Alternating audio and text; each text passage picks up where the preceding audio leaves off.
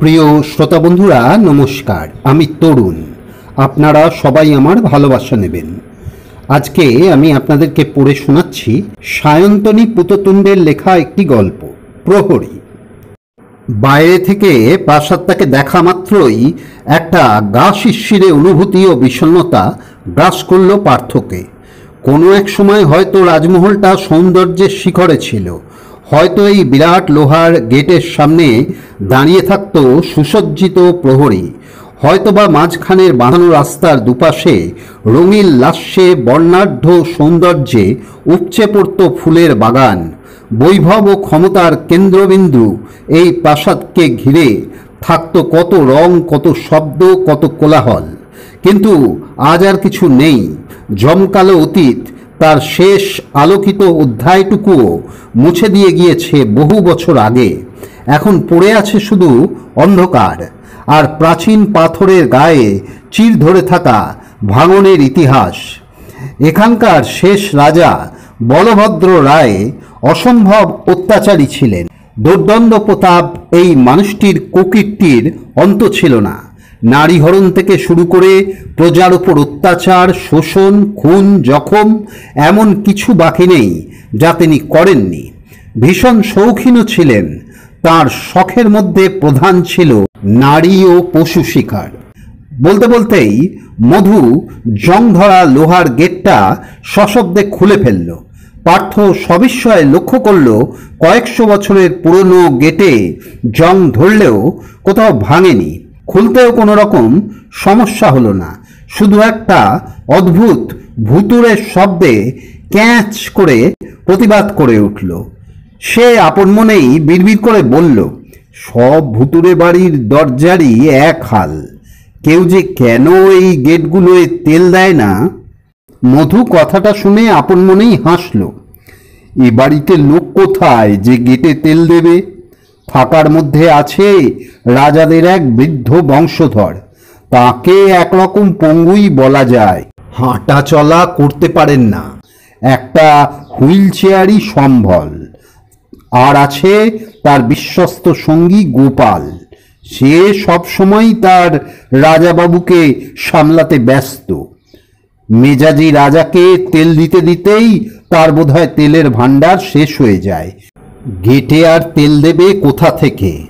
রাজা নেই, ধনসম্পদ নেই, ক্ষমতা প্রতিপত্তি নেই, এমনকি দৈহিক ক্ষমতাও নেই। তা সত্ত্বেও রাজকীয় মেজাজটা 16 আনা আছে। রাস্তার দুধারে আগাছার ভিড়, তাদের একটা জংলি গন্ধ নাকে এসে লাগছিল পার্থর। প্রবেশ মাত্রই আরও একটা অদ্ভুত বন্য গন্ধ তার সমস্ত ইন্দ্রিয়কে সজাগ করে তুলল। সে সবিস্ময়ে মধুকে জিজ্ঞাসা করে, এখানে কোনো জন্তু জানোয়ার আছে? তোর কাকাবাবু কি কুকুর জাতীয় কিছু পোষেন নাকি? মধু ওরফে মধুসূদন রায় মুচকি হাসল। আমি এখানে ইঁদুর ছাড়া আর কোনো প্রাণী দেখিনি। কাকাবাবুর রাজকীয় মেজাজ, তিনি খামোখা কুকুর পুষবেন কেন? পুষতেই যদি হয় তবে বাঘ পুষবেন। শুনেছি বলভদ্র রায়ের ভাই বীরভদ্র রায়ের একটা পোষা বাঘ ছিল, শার্দুল। তখন ক্ষমতাও ছিল আর আইনও করা হয়নি, তাই রাজারা বাঘ, হাতি, ঘোড়া সবই পুষতেন। তাই বলে বাঘ? পার্থ অবাক। বাঘ কেউ পোষে? তার উপর এইমাত্র বললি বলভদ্র রায় শিকারী ছিলেন, তার ঘরে কিনা জ্যান্ত বাঘ ঘুরে বেড়াচ্ছিল। হ্যাঁ, মধু মিটিমিটি হাসছে। বীরভদ্র রায় বলভদ্রের ভাই হলেও স্বভাবে সম্পূর্ণ বিপরীত ছিলেন। তিনি আবার পশুপ্রেমীও ছিলেন। জঙ্গলের মধ্যে একবার আহত একটা বাঘের ছানাকে দেখতে পেয়ে তুলে নিয়ে এসেছিলেন। ছোট্ট শিশু বাঘটার তখনও চোখ ঠিক মতো ফোটেনি। সম্ভবত তার মাকে স্বয়ং বলভদ্রই শিকার করে থাকবেন। অসহায় শিশুটার উপরও ওর লোভ ছিল, কিন্তু বীরভদ্র ভাইকে কাঁচকলা দেখিয়ে ছানা বাঘটাকে সামলে রাখলেন, তার শুশ্রূষা করলেন।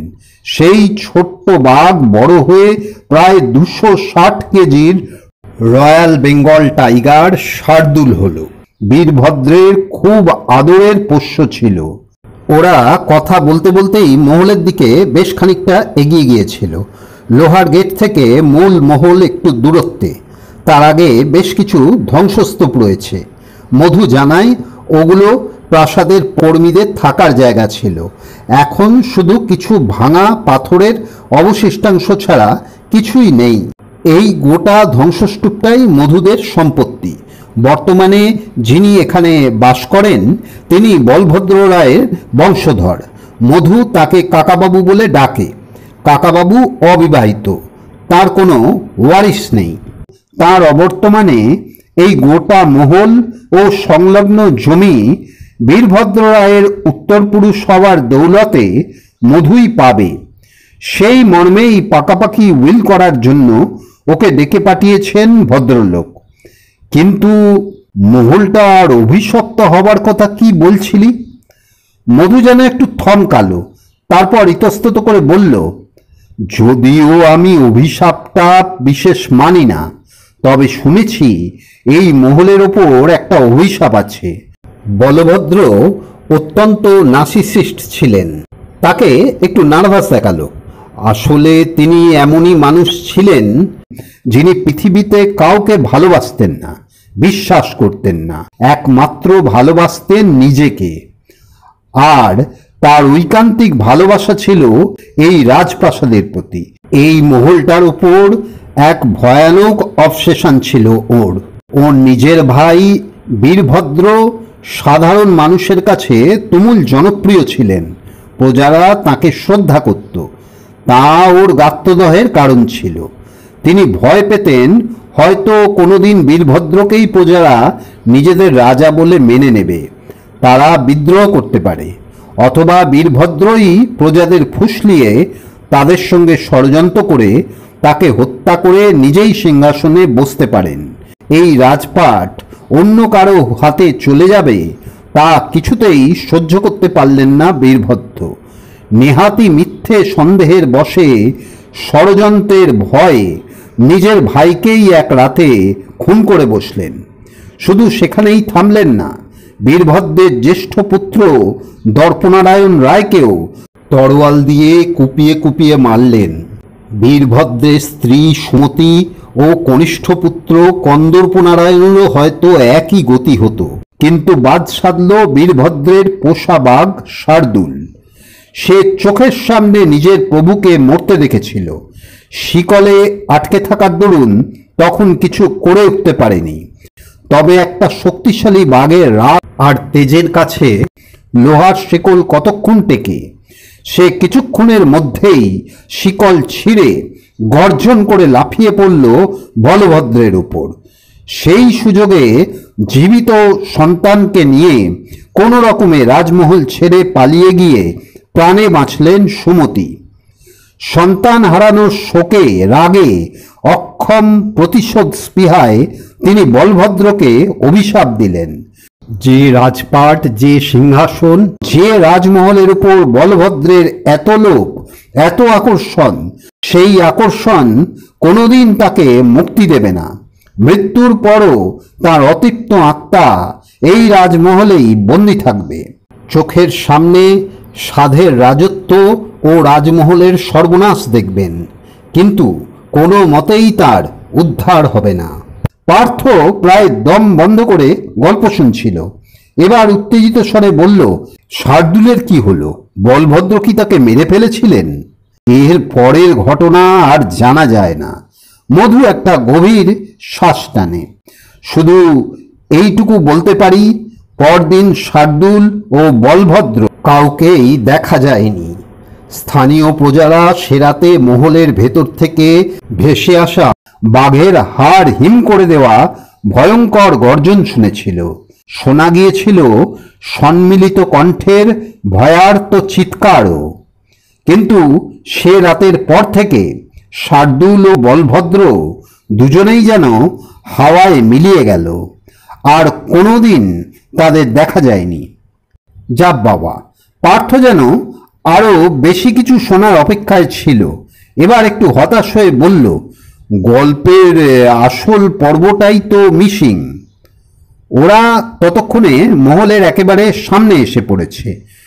সন্ধ্যের আলোয় কেমন যেন রহস্যময় মনে হচ্ছে প্রাসাদটাকে। সেদিকেই তাকিয়ে মধু বলল, গল্পের শেষ হলো কই, সবে তো শুরু। রাজা কৃষ্ণকান্ত রায়কে দেখলে মনের মধ্যে বেশ সম্ভ্রম জাগে। মাথায় দুধ সাদা চুল, গায়ের রং এ বয়সেও প্রায় তপ্ত কাঞ্চনবর্ণই বলা চলে। হুইল চেয়ারে বসে থাকলেও বোঝা যায় যে যথেষ্টই বলশালী গড়ন তার। দীর্ঘদেহীও বটে। চোখ দুটো ঈষৎ কটা। তার চোখে চোখ রাখতেই কেমন একটা শিহরণ টের পেল পার্থ। এমন চোখের দিকে বেশিক্ষণ তাকিয়ে থাকা যায় না, অস্বস্তি হয়। ইনি তবে তোমার উকিল বন্ধু? পার্থর দিকে তাকিয়ে হাসলেন কৃষ্ণচন্দ্র রায়। মানুষের হাসিও যে এরকম গম্ভীর হতে পারে তা জানা ছিল না তার।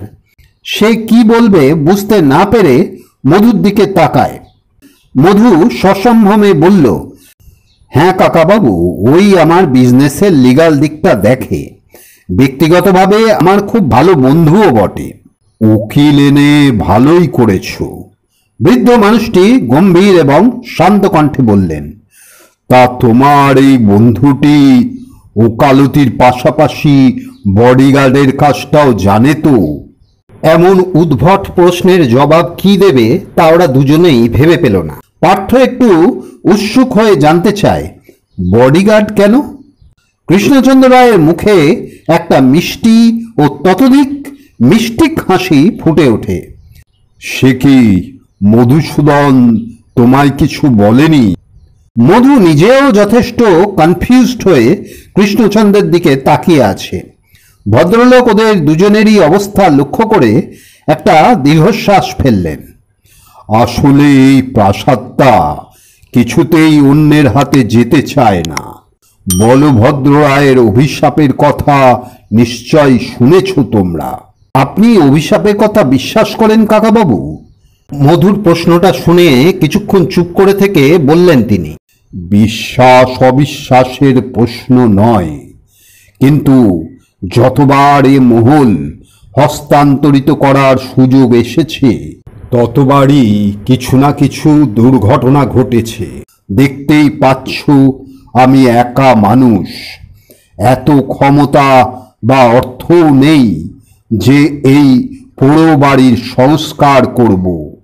তাই বিক্রি করে দিতেই চেয়েছিলাম। 2-3 জন বিল্ডার উৎসাহ ও দেখালো।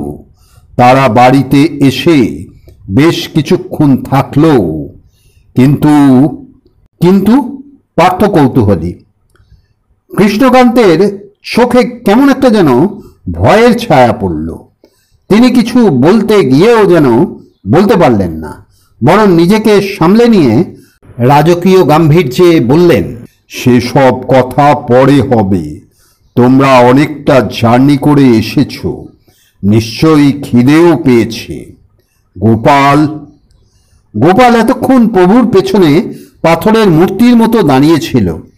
যদি এই মুহূর্তে সে নড়ে না উঠত তবে তাকে হয়তো কোষ্ঠী পাথরের ভাস্কর্য বলেই চালিয়ে দেওয়া যেত।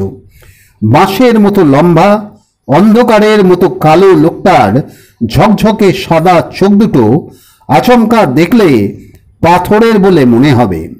কৃষ্ণকান্তের ডাকের উত্তরে সে নম্রভাবে মাথা নত করে আজ্ঞে রাজাবাবু বলল।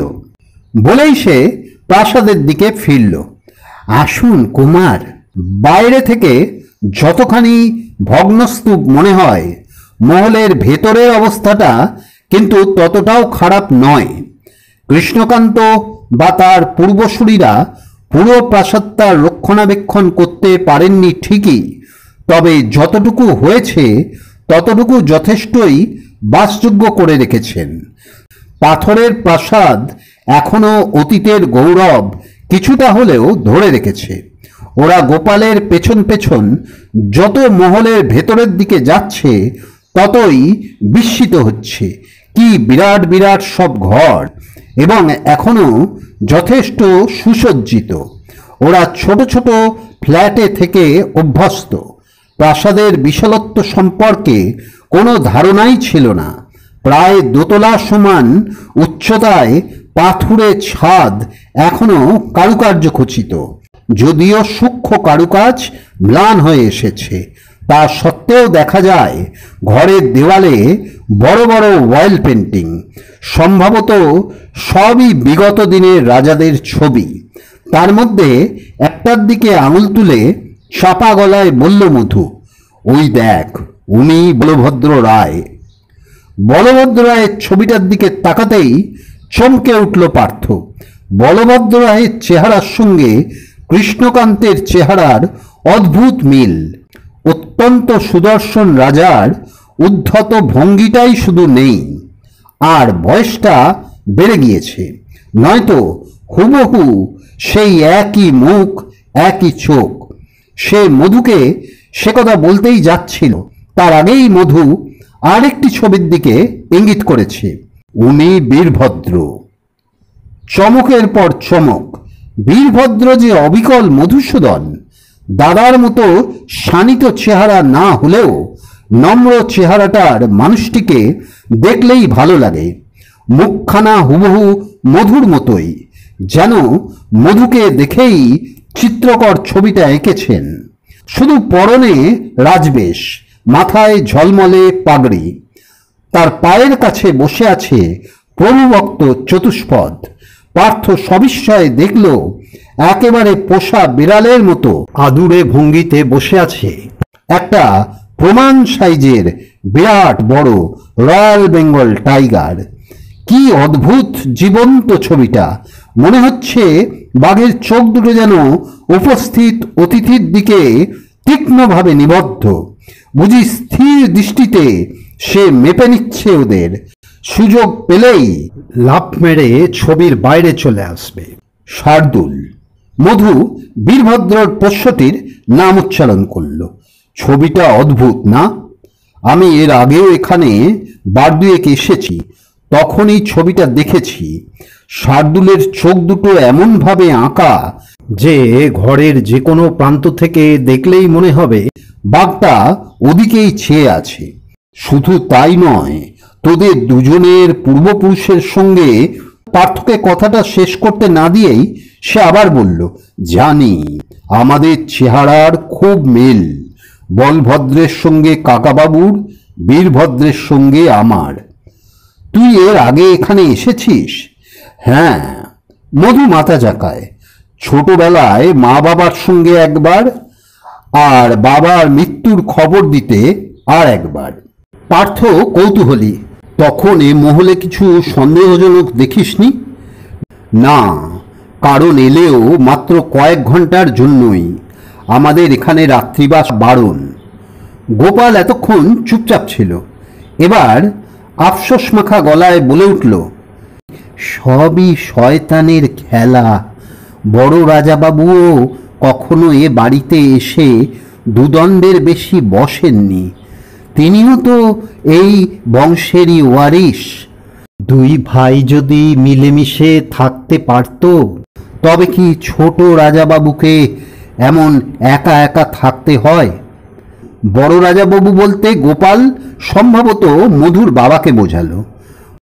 মধু বলেছিল যে বলভদ্র জ্যেষ্ঠ পুত্র হলেও তাঁর সন্তান বীরভদ্রের সন্তানের পর ভূমিষ্ঠ হয়। নিয়ম অনুযায়ী প্রত্যেক রাজবংশেরই রাজপাটের ওপর জ্যেষ্ঠ পুত্রের অগ্রাধিকার। তাই বলভদ্রের পরে বীরভদ্রের উত্তরসূরিরাই রাজা হতো। সেটাও সহ্য হয়নি ভদ্রলোকের। আচ্ছা গোপাল কাকু, কাকাবাবু বিল্ডারদের ব্যাপারে কি বলছিলেন? মধু সাগ্রহে জানতে চায়। কেন এখনো কেউ এ বাড়ি কিনে উঠতে পারেনি? বাবার আপত্তি ছিল বলে তো জানি না, বরং তিনি তো রীতিমতো লিখিত সম্মতি দিয়ে রেখেছিলেন। গোপাল কথাটা শুনে থমকে গেল। সতর্ক দৃষ্টিতে একবার চতুর্দিকটা দেখে নিল, যেন কাউকে খুঁজছে, যেন কোনো অনভিপ্রেত অস্তিত্ব আড়াল থেকে লুকিয়ে দেখছে ওদের কীর্তিকলাপ। সে একটু এদিক ওদিক খুঁজে চাপা ফিসফিসে স্বরে বলল, কেউ বেঁচে থাকলে তো কিনবে। মানে? গোপালের কণ্ঠস্বরে আতঙ্ক স্পষ্ট। এ মহলের অভিশাপ কুমার, বলভদ্রের আত্মা এ বাড়ি তাঁর এখতিয়ারের বাইরে যেতে দিতে চায় না। তার বংশধররা ছাড়া এ বাড়িতে কেউ থাকতে পারবে না। যারা আসবে তারাই মরবে। সবাই মরেছে, একজনও এ বাড়ি থেকে বেঁচে ফেরেনি। ছোট রাজাবাবু কথাটা চেপে গিয়েছেন, কিন্তু আমি নিজের চোখে দেখেছি তাদের মৃতদেহ। কি ভয়ঙ্কর, কি বিভৎস! বলতে বলতেই যেন কেঁপে উঠল মানুষটা। তার দু চোখে স্পষ্ট ভয়, বিন্দু বিন্দু ঘাম জমেছে কপালে। কোনো মতে বলল সে, তার উপর আপনি আবার স্বয়ং বীরভদ্র রায়ের উত্তরসূরি, যাকে বলভদ্র চিরসত্য ভাবতেন, যার হাতে রাজ্য তুলে দিতে চাননি বলে এত কাণ্ড করেছিলেন। তাঁরই বংশধর এ মহলের মালিক হতে চলেছে, তা কি ওর সহ্য হবে? পালিয়ে যান কুমার, এখনো সময় আছে। আপনি এখনই এ বাড়ি থেকে পালিয়ে যান। এ সম্পত্তি নয়, সাক্ষাৎ মৃত্যু। গোপাল! ঘরের মধ্যে যেন আকস্মাৎ বাজ পড়ল। ওরা তিনজনেই সভয়ে দেখল যে কখন যেন ওদের অজান্তেই পেছনে এসে উপস্থিত হয়েছেন কৃষ্ণকান্ত। হুইল চেয়ারে এসেছেন বলে তার পায়ের শব্দ কেউ পায়নি। ভীষণ রাগে ধকধক করে জ্বলছে তার দুই চোখ। চাপা অথচ ক্রুদ্ধ স্বরে বললেন, কি কথা হচ্ছে? আগে গোপাল ঢোক গিলল, বলছিলাম রাতে ওরা লুচির সঙ্গে মুরগির মাংস খাবেন না পাঁঠার। পার্থর মনে হলো মোটকা বন্য গন্ধটা এক ঝটকায় যেন কয়েক গুণ বেড়ে গেল। গন্ধটা কি কৃষ্ণকান্তের গা থেকে আসছে? রাতে কিছুতেই ঘুম আসছিল না পার্থর। মনের মধ্যে একটা অস্পষ্ট ভয়। এ বংশের রক্তাক্ত ইতিহাস আর গোপালের বলা কথাগুলো কিছুতেই মন থেকে যাচ্ছে না। বলভদ্র ও বীরভদ্র একই বংশলতিকার দুই শাখা, কিন্তু তাদের সম্পর্কের শেষটা সুখের নয়। কৃষ্ণকান্ত ও মধুসূদনও সেই দুই ঐতিহাসিক ব্যক্তিত্বের বর্তমান ওয়ারিশ। তাদের মধ্যেই বা ঠিক কি জাতীয় কেমিস্ট্রি?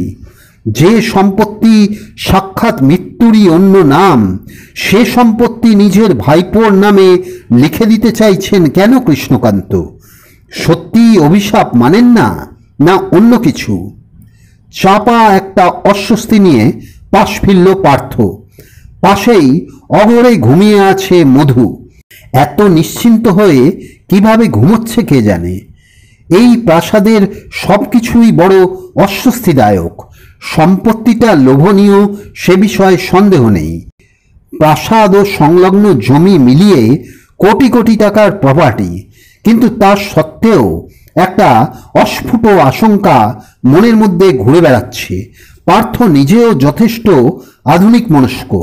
তন্ত্রমন্ত্র কুসংস্কার সে বিশ্বাস করে না, অথচ এই মহলে প্রবেশ করার পর থেকেই তার মন কুগাইছে। এখানকার কোনো কিছুই যেন স্বাভাবিক নয়। একটা অশুভ ছায়ার উপস্থিতি সর্বক্ষণ টের পাচ্ছে ও। সবচেয়ে অস্বস্তিজনক এই জান্তব গন্ধটা, কখনো বাড়ছে কখনো কমছে। যতবার কৃষ্ণকান্ত তাদের সামনে এসেছেন ততবারই গন্ধটা নাকে এসে ঝাপটা মেরেছে। ওর উজ্জ্বল ক্ষুরোধার চোখের দিকে তাকিয়ে মনে হয়েছে এই স্বাভাবিক চেহারাটার পেছনে কোনো বন্য জন্তু লুকিয়ে নেই তো। কি হলো? মধুর কণ্ঠস্বর শুনে চমকে উঠে তার দিকে তাকালো পার্থ। সে ঘুম চোখে পিটপিট করে ওর দিকেই তাকাচ্ছে। চোখে চোখ পড়তেই বলল, ঘুমোসনি? না। পার্থ এবার বিছানার উপর উঠেই বসল। কেমন একটা আনক্যানি ফিলিংস হচ্ছে, বুঝিয়ে বলতে পারবো না, বাট সামথিং ইজ রং। অবশ্যই something is wrong in your stomach. মধু হেসে ফেলল। রাজকীয় ডিনার এমনই হয়, অ্যান্টাসিড আছে আমার কাছে, খাবি? না, তা নয়। সে মধুর দিকে ঝুঁকে পড়ে। তুই সত্যি ওই অদ্ভুত গন্ধটা পাচ্ছিস না? একটা বিটকেল গন্ধ। সচরাচর বাড়িতে কোনো পোষ্য প্রাণী থাকলে এমন গন্ধ পাওয়া যায়। মধুসূদন জোরে একটা শ্বাস নাড়ল। কই, আমি তো এখনো ঘিয়ে ভাজা লুচি আর মটন কষার গন্ধ পাচ্ছি। I am serious. চাপা গলায় ধমকে ওঠে পার্থ। আরো কিছু বলতে গিয়েও থেমে গেল।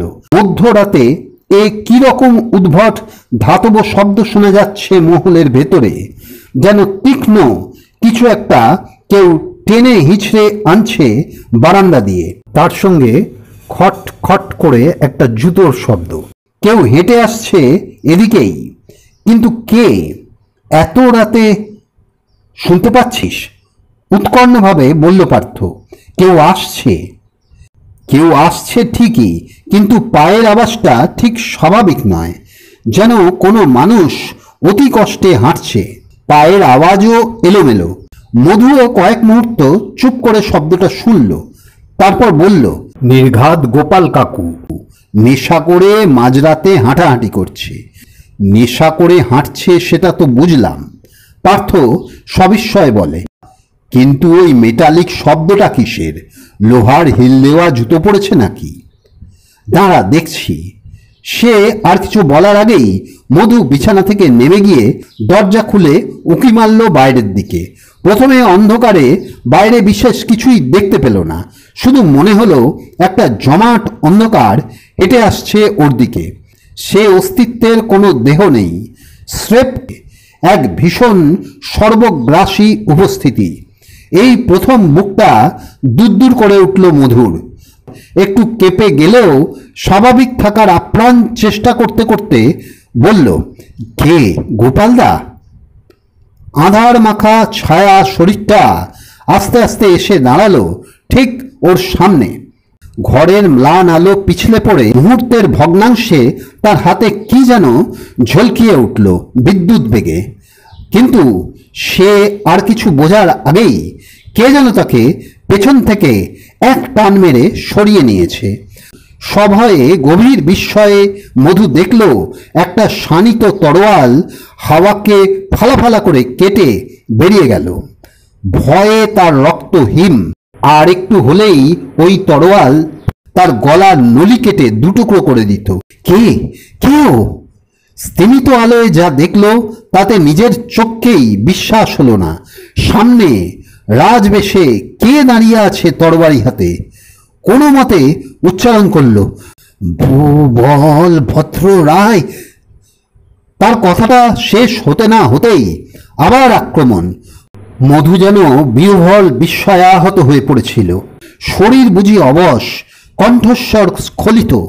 তরোয়ালের মার তার উপরে সে পড়ার আগেই ফের পার্থটাকে টেনে সরিয়ে নিয়ে চিৎকার করে বলল, বলভদ্র নয় মধু, কৃষ্ণকান্ত রায়।